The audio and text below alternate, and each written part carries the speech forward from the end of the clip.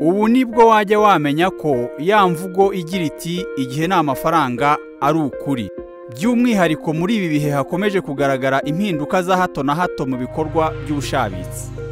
Twe ikigo cy'igihugu gitsura ubuziranenge turabyumva cyane kandi niyo ntego twihaye, kugira ngo uhorane amakuru agezweho ku birebana n'ubuziranenge bwifuzwa muri business yawe mu buryo bukoroheye kandi bwihuse. Niyo mpamvu tukugejejeho uru rubuga rushya rujyanye n'igihe.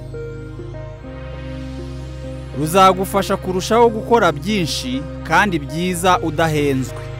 Kugira ngo ubashe gukoresha izi serivisi nshya tukuzaniye, fungura konte yawe, kanda ahanditse kwiyandikisha urebye ku makuru yafungutse ku rubuga. Uzuza amakuru asabwa, wibuke ko ari ngombwa kuzuza amakuru yose yasabwe. Adresi ya email wakoresheje ufungura konte yawe niyo ihinduka izina ukoresha winjira ku rubuga. Niba ushaka guhindura ijambo banga ryawe, ushobora kubikora winjira, ukanda ahanditse guhindura, kanda ahagaragara izina ryawe. Munsi y'akadirishya kagusaba guhindura ijambo banga, andika ijambo banga wakoreshaga ndetse wandike n'irishya wifuza kujya ukoresha. Niba utibuka email yawe, twandikire kuri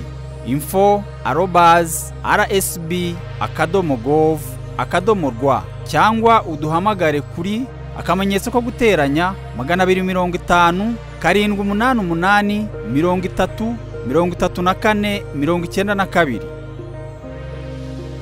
Niba waribagiwe ijambo banga ryawe, ushobora kurihindura ukanda ahanditse wibagiwe ijambo banga ryawe ku rupapuro winjiriraho.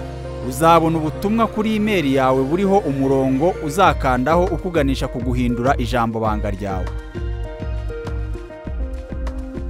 Koresha neza igihe cyawe, wita gusa ku by'ingenzi bigufitiye akamaro muri business yawe.